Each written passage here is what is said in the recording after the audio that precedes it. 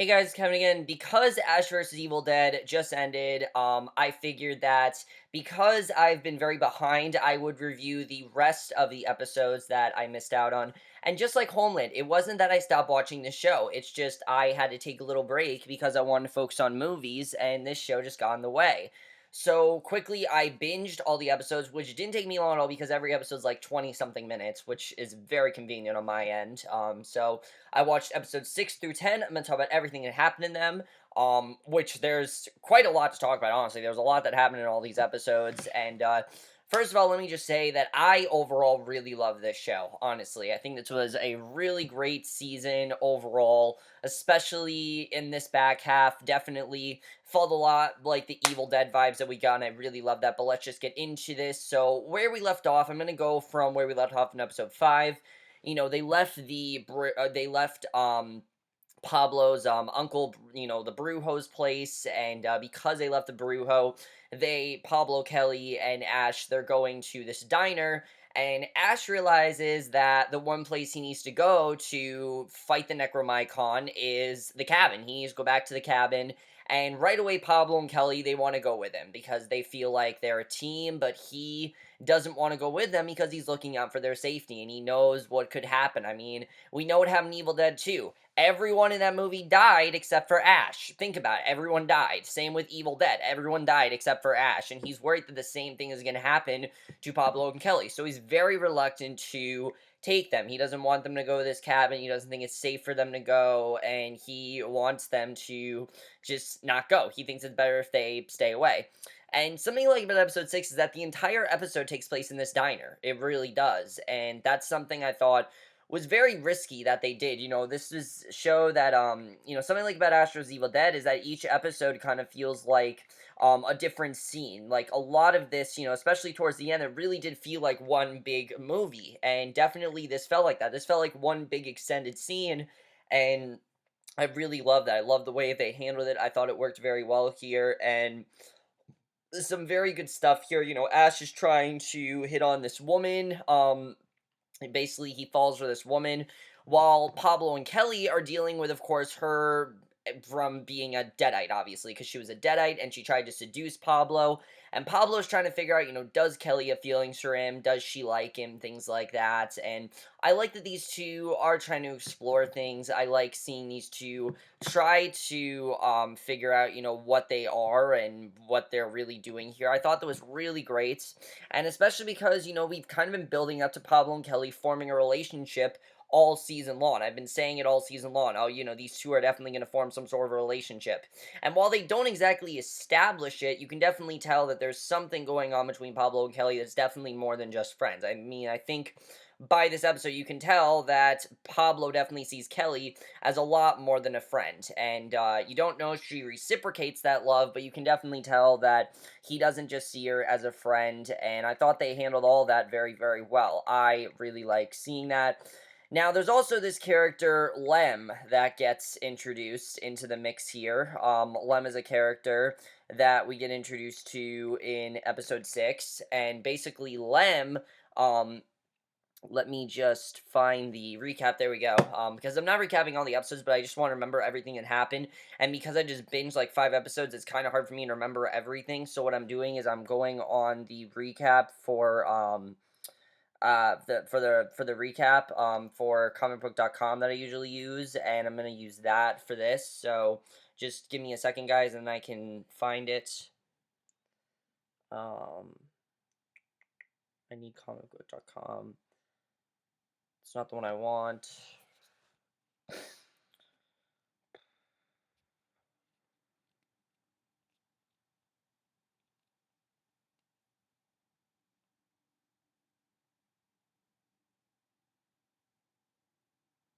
I'm trying to find it. But anyway, going back to like I said, episode going back to what I was talking about. Where is it?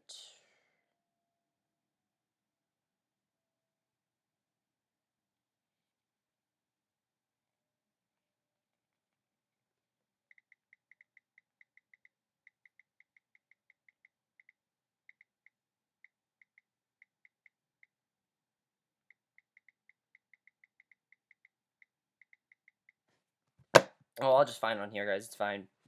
Give me 1 second.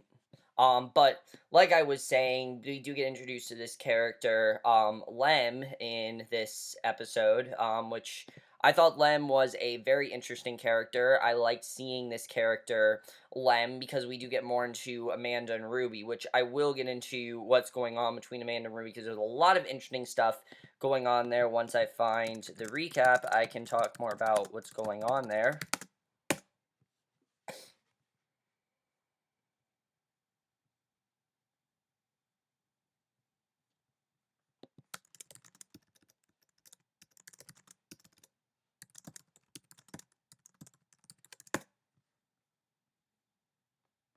Aha, there we go. Okay. All right, go. Okay, so now we're good. Okay, so Lem basically is this character that I think it was a character that Amanda used to try to get to Ash, basically, because obviously Ruby and Amanda are trying to get to Ash because Ruby's convinced Amanda that Ash is the source of all the evil, that he's the one that's causing it all, and he's the one that has brought all the Deadites out. And yeah, he read from the book, but she's making him seem like he is the one to kill all the evil, and to get all the evil away, you have to kill Ash. And Lem is the other cop that Amanda's working with, basically. And eventually, what ends up happening is Amanda finds Ruby doesn't find him, but Amanda finds him. Well, Ruby though gets sucked into this thing, basically. Because Amanda and Ruby both end up at the Brujo's place, and one of the Deadites, they basically take Ruby, and they tell Ruby that she's a double crosser, and basically they say the others will never let you get the book for yourself, and neither will I. And it pulls her into this funeral pyre, and it explodes, and Amanda's left on her own with Ash's hand missing. The demon hand that is come back to life. It is now missing. And she eventually finds Ash and Pablo and Kelly, and right away, Ash is trying to tell her that I'm not the one. I'm not the one that's causing all this. You should trust me. You shouldn't. And I like that Ash was being sincere here, that he's saying, look, I'm not the one to do all this. You should trust me. And at first, she doesn't believe him, but then she sees what's happened to, she sees what's happened, and she realizes that he's not the killer, that he just kills them. And I like seeing that we found, that's why the episode is called "The Killer of Killers," which I definitely loved. And the episode ends basically with Amanda joining them. Amanda joins them. She's going to be part of their team, and I was looking forward to this because Amanda and Ash have been divided all season long, but I like seeing Amanda thrown in there because we saw in this episode that Amanda really does have, she really is a badass. I mean, when you give her, she can fight, she knows what she's doing, and she's just as strong as Ash is. And I really love seeing them become part of this team. That was definitely one of my favorite parts of this entire season, honestly, was seeing Amanda join this team. I definitely love seeing that. I thought they did that very well. And Kelly and Pablo, meanwhile, are trying to figure out what to do with the book, and Pablo wants to destroy it, but Kelly doesn't think it's a good idea or that they can. And what I like about this is that Pablo and Kelly, they don't really understand how the book works, and that's something that was definitely very well done here. Even though Pablo and Kelly want to pretend they know what they're doing, in many ways they don't. They're pretty much just following Ash's orders, and what he's telling them to do, that's what they're going to do. What he thinks is best, they're going to listen to him because Ash is the one to save them. And I like that we saw that. So basically, episode 6, Amanda's now with them, and I definitely love seeing that. And Amanda's gonna come to the cabin with Ash, and he's very reluctant to have them join this cabin. He doesn't really know if it's a good idea for them to do that. So they all sit in this room with this militia, basically, and they're trying to find out what they're doing there. And as it turns out, we see that Lem has now been turned into a Deadite, and he's the one who started tearing people in half, and it gets really crazy. But luckily, Amanda and Ash, they are able to take him out, and I like seeing that. And Lem manages to nab one and pull him down to a fortified bunker,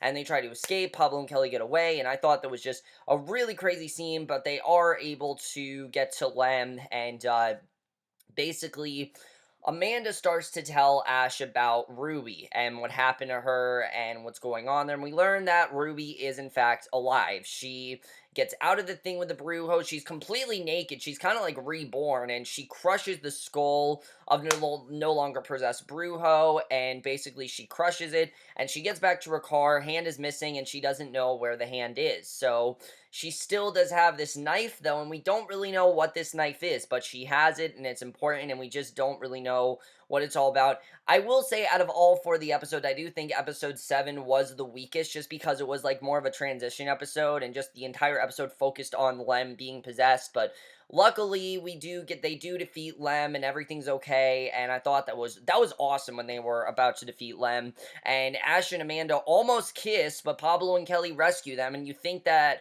Amanda and Ash might start a relationship, but they're about to kiss, and luckily Pablo and Kelly do save them. And I like seeing here that Pablo and Kelly are just as strong without Ash, and that's something they did very well here, and something I definitely really enjoyed.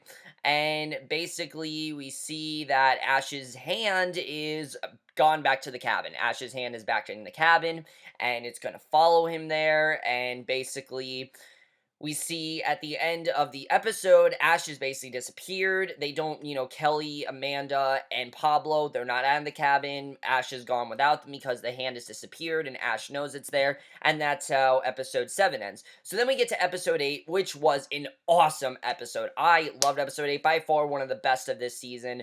And what I loved about it the most is that Ash finally gets back to that cabin. And it's what we've wanted to see all season long. Most people said that this really was the start of the season, and I really did see it that way. I think a lot of this has been build up, and there's been some very good build up. Episodes 1 through 7 was all building up to the final 3 episodes, and very much the final 3 episodes felt like the actual show. Like, this is what the actual show is going to be. We're going to see him in the cabin, and I love just seeing that cabin back. I mean, after all these years, the fact that they actually got their cabin back and it looks different and it doesn't look the same, I think is awesome, and I love seeing that, and they really, really handled all that very, very well. I really did love seeing that, and I thought, sorry guys, I just took a picture of something. I thought that was really well handled, and I definitely really appreciated him going back to the cabin. That truly was awesome.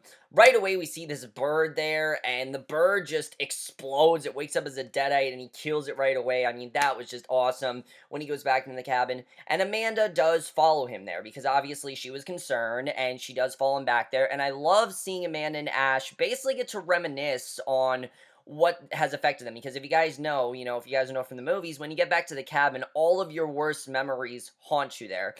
Ash is constantly thinking about Linda and what's happened to Linda and everything, and there's so many throwbacks to the original movies, but they did a good job with not just referencing them. They did a good job with Ash actually physically actually thinking about what happened with Linda and the altercations he had and everyone that's died. It was very powerful stuff, and Amanda's remembering her partner from the first episode being impaled in the antlers in the first episode, and of course, Ash thinks that they have to get the book because the book's underneath the cabin, because of course in his trip, that's what he was told, that the book is buried underneath the cabin and he has to get to it, and that's basically what they have to do. But the book is somehow moving itself off the table on its own, and we realize that the hand, Ash's deadite hand, is the thing that's controlling it, and an eye opens it up, and they're obviously terrified. They don't really know what this means.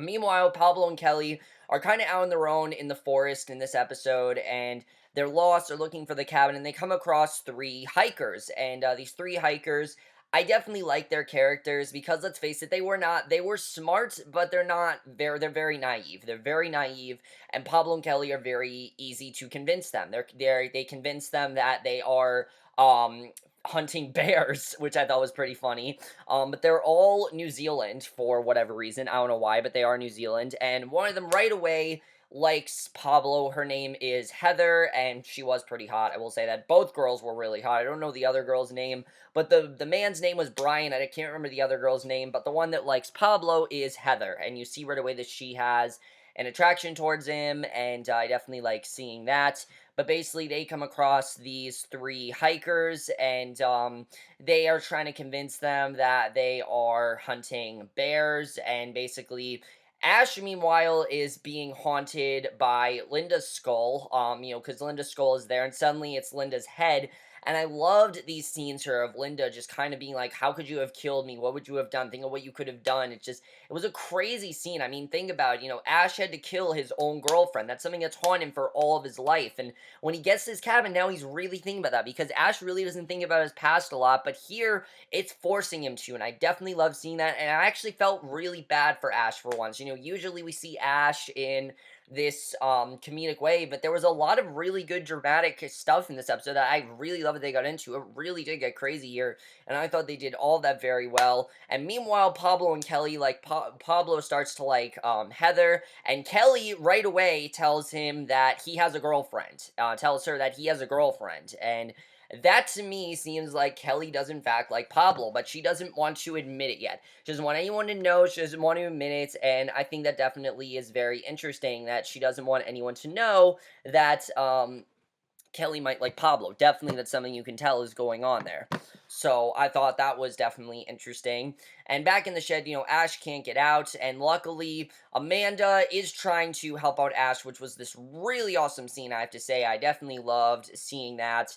And basically she sees this note about a blade, the one that Ruby has, and definitely there's something going on with that blade. Again, we don't really know what it's about, and Ash comes in the cabin, asks Amanda if she just wants to run, and basically Amanda dies.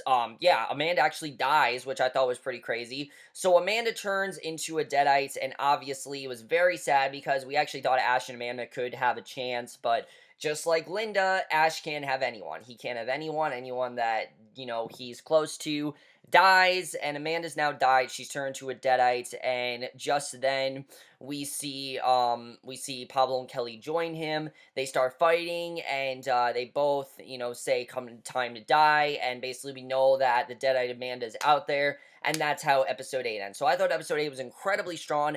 Episode 9 was a bit rushed. I definitely will say that. I think one of the big things about episode 9 is that it was very rushed. There was a lot that happened in this episode. There was a lot to get through, and it wasn't bad. There was some really great stuff in episode 9. It was very rushed because right away we have two Ashes. There are two Ashes. One's good and one's bad. And right away, I love that they were able to tell which one was good, which one was bad, just from how Ash insulted Pablo, because Ash wouldn't insult Pablo in the way that evil Ash did, and I love seeing that. So I thought that was very smart of them just to show that they already know Ash very well, and I loved seeing that. So right away they've killed the evil Ash, and the actual Ash is still out there. But Pablo and Kelly are most concerned about the hikers because they know the hikers are still out there. And I didn't think the hikers would be a big part of this, but they really did become a big part of all this. Which I thought was interesting that they became such a big part of this. Pretty much like Evil Dead 2, where you think there are these characters that aren't going to be a big deal, but no, they actually do join the cabin. And basically they, thinking that Pablo and Kelly are just, killing animals, want to join them because they don't have any other place to go, and they want to stay with them. But Pablo and Kelly, they're trying to get them to just stay inside, and Ash just thinks it's a horrible idea because, he thinks that they're going to turn into Deadites, and it's going to be really bad for them. Now, I knew that they were doomed, okay? I knew that these hikers were not going to make it. They're not main characters. They've come out of nowhere. I knew they were not going to make it. This is not a show that keeps random people on. This is a show that keeps certain people on and kills off the ones they need to. I mean, if they kill off Amanda, they can kill off anyone. And let me say, Deadite Amanda was awesome. She was badass. She was awesome. I love seeing Deadite Amanda. I thought that was really cool to see. And, crazy stuff there. But Pablo and Heather are definitely starting to get close, and you definitely see Pablo trying to, wanting to actually pursue a relationship with Heather. He's not going to listen to Kelly, even though Kelly told Heather that he has a girlfriend. Obviously, he doesn't, and he wants to get close with Heather, and he tells Heather that it really isn't much. He doesn't know what it is, and Heather thinks that Kelly and Pablo are together. She's very confused, and I like the character of Heather. But right away, we see Amanda. She goes up to the two other hikers, and she just kills them. She kills both of them. She stabs them. She slices them. She dices them. I mean, really crazy stuff there. And then she brutally mutilates part of Heather's leg. She doesn't kill her, but she does give her a pretty bad leg wound. I mean, that was pretty disgusting, I have to say. Definitely, it's pretty crazy there. But then we get some awesome stuff here because Ruby comes into the picture, and this is when things gets really great. Brad was his name. Brad was the was the guy's name. That was Brad. Brad was his name. I don't know, but again, I don't know what the other girl's name was. I know it was Heather, but I just don't know what the other girl's name was. I don't even think they even said what the other girl's name was. I can't really think of it right now. Um, we all we know is that that was his wife, and they're both killed, and basically. Heather runs into the darkness, obviously freaking out, and Amanda cuts her off, and basically, luckily, Ruby rescues her. She knocks Pablo free, because Dead and Amanda had Pablo by the throat, but Ruby frees him, and right away we see that Dead and Amanda saying that Ash did this, and again is still trying to get Ruby to think that Ash is the enemy. Now that Amanda is the Deadite, she basically is going to try to do what Ruby was doing, convince her that Ash is the enemy, and Pablo's trying to say that she's lying, and Deadite Amanda then turns back to regular face and tries to plead with Ruby, saying we can still be together. So, a lot of people are wondering, was Amanda possibly bisexual, and maybe Ruby and Amanda had something more than what we saw? I don't know. I've just heard people say that Amanda and Ruby maybe could be lesbians. I think that's a little far-fetched, a little too overthinking it, but I think it definitely is a possibility, and definitely is, very interesting, but, I definitely really love the way that this was done. Pablo's wrapping up Heather's leg, and we see that Ruby and Ash are just casually, chopping up both of their bodies, both Brad's and his wife's bodies. It was insane to see, but it was also really funny because to them this is just normal. And you see, Heather was freaking out, but this is just normal to them. They've done this, and I thought it was really funny to play the song during this. I really love that. So they go back to the cabin, and Ash has his shotgun ready because he knows that there's still something bad out there. He knows that obviously Deadite Amanda's out there, and he wants to fight her. Obviously, he doesn't really know if he can trust Ruby though. Cause Ruby, he just doesn't know. Ruby thinks that he's the enemy, and that Ruby, he shouldn't trust her, and he doesn't think that she should be trusted either. And he doesn't even trust her with the book. And at first, we see that the book, part of the book, the face on the book starts to get on Pablo's face, which was insane to see, definitely. And the face attached itself to Pablo's, and Ash starts to try to fight Ruby for the book to help. And then we get the big reveal that Ruby is not the daughter of the people in Evil Dead 2. She is, in fact, the writer of the Necromicon, and that's where we got to the season finale, which I thought was an awesome cliffhanger. I love finding out, and they really did all that very, very well. Really great cliffhanger. I didn't expect any of that to happen, but that was very well done, and I really, really did love that cliffhanger. Really great stuff there. Definitely really love that. So, basically, that's where we end up in the finale, and the finale I thought was really, really great. Honestly, my favorite episode of the season, without a doubt, was the finale. It had everything I loved. It had the comedy in there. It had the crazy horror scenes in there. I mean, there was so much unpredictability in this finale. Nothing about it was predictable, and I love that. Because, first of all, we see right away he kills Deadite Amanda. Right away, she's dead. But that is definitely not the end of it, because now we know that Pablo has the amulet stuck on his head. And, basically, Ruby has some sort of agenda. We don't really know what it is. And she's basically trying to tell Ash that she wants to be the godfather, as he calls it, of all of the Deadites. That she wants to bring all the Deadites together. She wants to stop them. She wants to be the ruler. And she wants to control good and evil. And he doesn't really understand how she wants to do that. And I loved what we got with Ash in this episode. She makes him go all the way back to when he was talking to the girl, to basically, start reading that Necromicon to her. And I love the way this was done, just the way that he got stuck with her, and basically, because, that's how this all started, was him simply reading the Necromicon to that girl as a poem. That's how this all started, and basically he is reminded of that in this scene. And Ruby tries to tempt him with Jacksonville. She tries to tell him, you can get out of all this with Jacksonville. It's the best way to go. And he doesn't want to listen to her at first, but meanwhile, Kelly and Heather, they're trying to stay alive. I like that Kelly was trying to motivate Heather. Heather doesn't think that she's going to get out of this alive. She thinks that she is doomed. She thinks that she definitely is going to die, and there's no way of getting out of this. While Kelly's trying to tell her, oh, no, no, no, there is a way. You can get out of this in any way you can. And I like that Kelly really didn't like Heather, but she was trying to help her out. I definitely like that. And I also like that Ash didn't really give a shit about her. Like, when she's like, you gonna save me? He's like, yeah, whatever, other girl. I thought that was great that he just called her other girl. really funny, I have to say. I mean, definitely a very funny episode. Some of the funniest stuff out of any episode, especially Ash talking about how he doesn't like The Godfather. Oh my god, that had me dying. I mean, that part I thought was hilarious. Everything about it was great. I really loved everything that we saw there.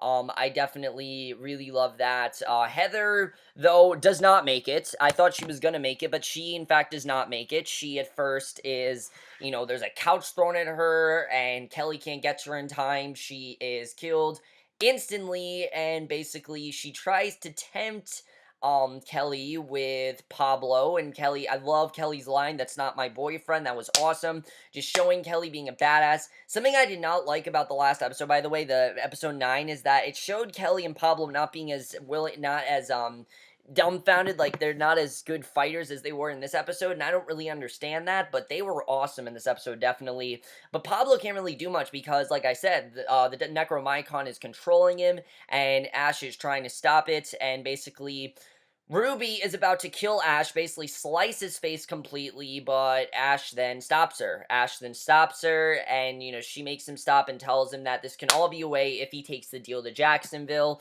which Kelly thinks is a really bad idea. By the way, I love the back and forth between Ruby and Ash. Can we please get more of that in Season 2? Because that was awesome. I love the banter between them. I mean, they are just great. The way that these two don't get along is so funny, and I love it. It's great. It's some of the funniest stuff we've had on this show, definitely. I really do love it. But then we see that Ruby tempts him with Jacksonville, tells him that this is the way to get back, and basically, Kelly doesn't think it's a good idea, but Ash takes the deal, and of course, it doesn't seem like a good idea, but let's think about this. Ash has never been a smart person. If you ever thought, oh, this was a stupid way to go out, Ash has never been smart. Has he been confident? Yes. Has he been a hero? Yes. But is he smart? Not really. I mean, really, he's not. And I like that Ruby is telling him that, he's going to be a stock boy if he kills her and that everything else is going to die. So clearly Ruby has a different agenda. We don't know what it is, but there definitely is more to it. Him, Kelly, and Pablo are off to Jacksonville, but there's some message on the radio that Ash completely ignores. I thought was pretty funny, that Kelly's like, oh, turn up the radio, but Ash is like, don't worry about it. The news exaggerates, and he's trying to stay positive, and I don't think Ash is really thinking anything bad is going to happen just because he's Ash, and that's how Ash Williams has always been. But we see right as they leave, there's a crack in the road. We don't know what's going to happen. I'm pretty sure the apocalypse is coming, honestly. I think that's what's going to happen. And that's how this season ends. And overall, guys, I really did love this season. It was just awesome to see this show. It really did work, and especially because it could have failed miserably, I think the show really did work in the end. I really did love it. I really loved the characters. I loved the cast. It never got stale for me. It always was fun, and I'm definitely looking forward to next season. They have not confirmed there's going to be a season 2, but this is Stars. Stars never cancels anything. I know there's probably going to be a season 2. I mean, this is Stars. They don't cancel anything. I never have seen Stars cancel a single show, and I don't think this is going to be their first one that they cancel. I hope they don't, at least, because they left us on a really great cliffhanger. Although if it is the end, it really does make sense, because Ash has always been stupid in taking deals, and he's always done that. So we don't really know what's going to happen there with Ash. If he is going to take this deal, if this is a good thing. But what is Ruby's actual plan? I'm not really sure. We'll have to see what Ruby's actual plan is. She clearly has more of a plan than what she's made Ash think, because like I said, Ash isn't very smart. Kelly can tell she's up to something. Kelly's going to be the one to save them next season. I'm calling it now. Kelly and Pablo. Clearly, Kelly has feelings for Pablo that she just does not want to explore yet, and we'll have to see what's going on there. I mean, she's saying she doesn't like him, but it's obvious. I mean, every scene they have together, it seems like she likes Pablo. I mean, when she was with Ash, I thought she was going to reveal, I like Pablo. That's not what she says. She says, I want to say Pablo is my Pablo too. And that's all she says. She doesn't say that she likes Pablo. She says, Pablo is my Pablo too. And I thought that was definitely interesting. And I don't really know if they're trying to hint at these two possibly starting a relationship, but I definitely feel that's where we're headed. But in this world, though, you can't really do that. We tried to see Ash and Amanda start that. That's not really going to happen. They didn't start a relationship, obviously. That completely failed. We tried to see, if I was wondering if, Ash and Ruby would start something. But clearly, Ruby is the villain in this show because she's, the writer of the Necromicon. What is her real plan? We'll have to see. I loved everything about the show, though. The kills were awesome. It was consistently funny. One of the funniest shows on TV, without a doubt. I mean, that's one of the best things about the show was how funny it was and that it never really did take itself too seriously. But I like that it really did try to go in depth with these characters. At the end of the day, that's really what it tried to do. I mean, it tried to do more than what the Evil Dead movies could do. And they really did get away with a lot more, and I really appreciate that. And because of that, I really do want the show back for season 2. Do I necessarily need it? Yeah, I do kind of need it because I want to see where this, really cool cliffhanger leads them. But if this is the end, it is a logical place to stop. I definitely will say that. I think it's a logical place to stop. But overall, guys, let me know what you guys saw this season overall. I really did love this entire season. Sorry I did get behind with this show. I'm going to try to stay more consistent with shows in 2016. I will definitely try to. It's just, I try to focus on movies, and that just got in the way of everything else. This will be the last show that I probably will be doing. I am going to finish Jessica Jones. I'm going to finish that, but I don't know if The Affair I'm probably not going to finish, but Jessica Jones, I will be finishing that, and then I can move on with 2016. But overall, guys, let me know what you guys saw this season. I will see you guys in my next video, which will be for a movie review, and I will see you guys for that. Okay, bye.